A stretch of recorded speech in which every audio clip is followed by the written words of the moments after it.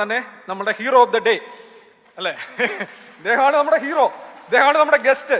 ഇദ്ദേഹം ഇവിടെ വന്ന് എന്തൊക്കെയാണ് പറഞ്ഞത് എന്നുള്ളത് ഞാൻ പറഞ്ഞു കഴിഞ്ഞു. പക്ഷേ ഇദ്ദേഹത്തിന്റെ participation, the way he conducted himself here, commendable. I appreciate him.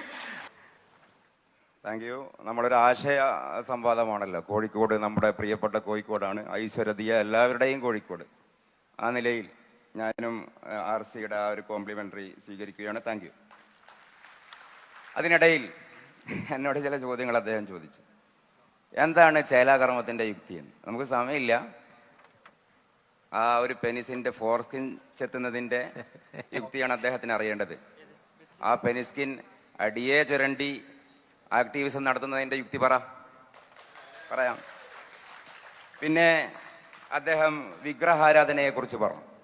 ഞാനൊരു തമാശക്കല്ല, വിഗ്രഹാരാധന എന്ന് പറയുന്നത് അങ്ങേയറ്റം ഇസ്ലാമിൻ്റെ കാഴ്ചപ്പാടിൽ യുക്തിയുണ്ട്, ഫ്രീ വില്ലുണ്ട്. ഫ്രീ വില്ലുണ്ടോ എന്നാരോ ചോദിച്ചു. Free വില്ലുണ്ട്.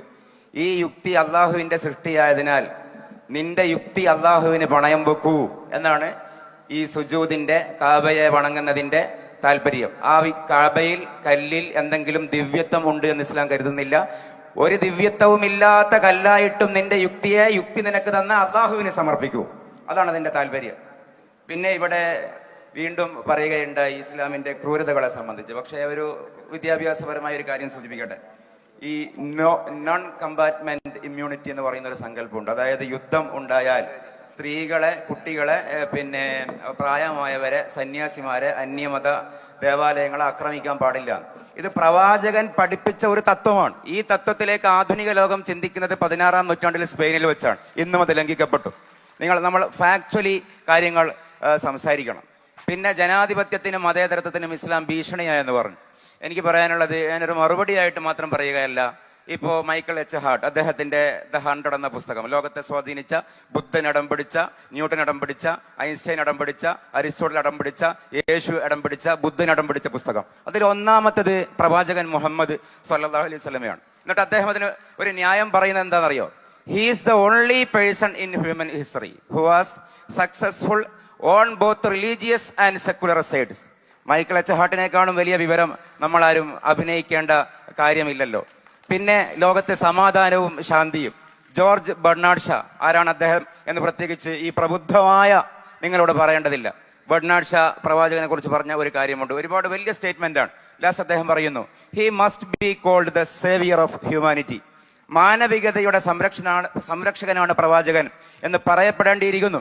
If a man like him were assume the dictatorship of the modern world, ഈ ലോകത്തിന്റെ ഏകാധിപത്യം അങ്ങനെയുള്ള ഒരു വ്യക്തിയുടെ കയ്യിലായിരുന്നുവെങ്കിൽ, he would solve the problems in the way of harmony, in the way of peace, in the way of നമ്മൾ ആഗ്രഹിക്കുന്ന സമാധാനത്തിന്റെ, ശാന്തിയുടെ ആ വഴിയിലൂടെ പ്രവാചകൻ അതിനെ പരിഹരിക്കുമായിരുന്നു എന്ന് ഡോക്ടർ ജോർജ് ബെർണാഡ് ഷാ, അദ്ദേഹം ഡോക്ടറാണോ അല്ലേ എന്നുള്ളത് അത് നിങ്ങൾ ചെക്ക് ചെയ്യൂ.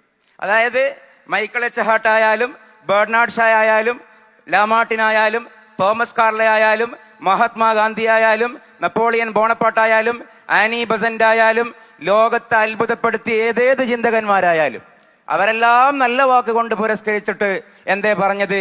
പുരുഷാകൃതി പൂണ്ട ദൈവമോ, ദിവ്യാകൃതി പൂണ്ട ധർമ്മമോ, പരമേശ പവിത്രപുത്രനോ, കരുണാവാൻ നബി മുത്തുരത്നമോ. അനുകമ്പാ ദശകത്തിൽ ഇത് ശ്രീനാരായണ ഗുരുവിന്റെ വാക്കുകളാണ്. മലയാളത്തിൽ ഒരു വലിയ കവിതയുണ്ട്, പത്മന രാമചന്ദ്രൻ, കനിവിന്റെ ഉറവ എന്നാണ് ആ കവിതയുടെ തലക്കെട്ട്. ആ കനിവിന്റെ ഉറവയിൽ ഒരു സംഭവം പറയുന്നുണ്ട്. അദ്ദേഹം തന്റെ ഒരു പെരുന്നാളിന്റെ ദിവസം പ്രവാചകൻ ഒരു അനാഥ കുഞ്ഞിനെ പത്നി ആയിഷ ബീവിയുടെ റളിയല്ലാഹു അൻഹയുടെ കയ്യിലേൽപ്പിക്കുകയാണ്. എന്നിട്ട് ആയിഷയോട് പറയുന്നു, തരുന്നു ഞാൻ നിനക്കായിട്ട് ഒരു പുത്രനെ, ആ മനം കുളിർത്തന്നാൽ എനിക്ക് പെരുന്നാളായി. എന്ത് മനോഹരമായ വാക്കാണ്. ഞാൻ നിനക്കിന്നൊരു കുട്ടിയെ തരുന്നു, ഞാൻ നിനക്കായിട്ടൊരു പുത്രനെ, ആ മനം കുളിർത്തന്നാൽ എനിക്കിന്ന് പെരുന്നാളായി.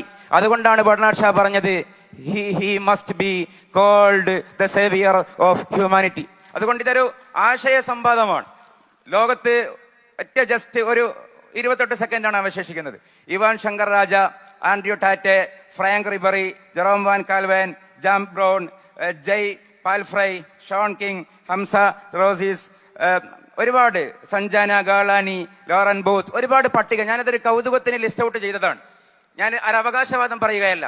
ഈ ന്യൂ മില്ലേനിയം പിറന്നതിന് ശേഷം വിദ്യാഭ്യാസമുള്ള, വിവരമുള്ള, പ്രബുദ്ധതയുള്ള സമൂഹത്തിൽ നിന്ന് ഇസ്ലാമിന്റെ ഈ പ്രാപഞ്ചിക വീക്ഷണം, ഇസ്ലാം എന്ന് പറയുന്ന ഈ കോസ്മോളജിക്കൽ തത്വസംഹിതയെ ഉൾക്കൊണ്ടുകൊണ്ട് ഇസ്ലാമിന്റെ അകത്തേക്ക് വന്ന ആളുകളാണ്. അതുകൊണ്ട് മുൻധാരണയില്ലാതെ ഇസ്ലാമിനെ പഠിക്കാൻ നിങ്ങളും തയ്യാറാവണമെന്ന് വിനയത്തോടെ അപേക്ഷിക്കുകയാണ്. ഈ എസൻസിന്റെ വളരെ ശ്രദ്ധയോടുകൂടെ ഞങ്ങളൊക്കെ വീക്ഷിക്കുന്ന ഒരു ആശയ സംവേദന വേദി തന്നെയാണ്. ആ വേദിയിലേക്ക് വിശ്വാസപൂർവ്വം എന്നെ ക്ഷണിച്ചതിന് സംഘാടകരോട് നന്ദി രേഖപ്പെടുത്തുകയാണ്. വളരെ മനോഹരമായി മോഡറേഷൻ ചെയ്ത സുശീൽ കുമാർ സാർ വളരെ നീതിയുക്തമായി, അദ്ദേഹത്തോടും എല്ലാ കൃതജ്ഞതയും രേഖപ്പെടുത്തുന്നു. ആശയ സംവേദനത്തിന്റെ ഭാഗമായി കടുത്ത വാക്കുകൾ പരസ്പരം ഞാനും ഒരുപക്ഷെ ആർ സിക്കെതിരെ ഉന്നയിച്ചിട്ടുണ്ടാകും. ആർ സിയോടും ഞാൻ ആ ഒരു അർത്ഥത്തിൽ അങ്ങേയറ്റം ഈ എന്നോട് പാർട്ടിസിപ്പേറ്റ് ചെയ്തതിന് നന്ദി രേഖപ്പെടുത്തി. ഇനിയും ഇത്തരം ആശയ സംവാദങ്ങളിലൂടെ നമ്മുടെ ഈ മതേതര സൗഹൃദം, നമ്മുടെ ഈ മലയാളത്തിന്റെ മാനുഷിക സൗഹൃദം മുന്നോട്ട് പോകട്ടെ. എല്ലാ ആശംസകളും. നിങ്ങൾക്കെല്ലാം നന്ദി. അസ്സലാമു അലൈക്കും. താങ്ക്